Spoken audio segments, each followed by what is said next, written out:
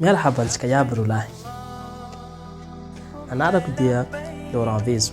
Afaka antsoinareo koa zao hoe manarana hoe Abdul Qadir. Ity page izay ifampizarantsika ireo fanazavana mahakasikasika ny finoana Islamo sy finoana hafa ankoatra ny Islamo. Koa video ity mba ahafahan'ny namana hafa hisitsaka sy hahazo ireo fanazavana izay ho hita mandritra ny fandaharana. Aza dimy ihany koa ny abonné ny page.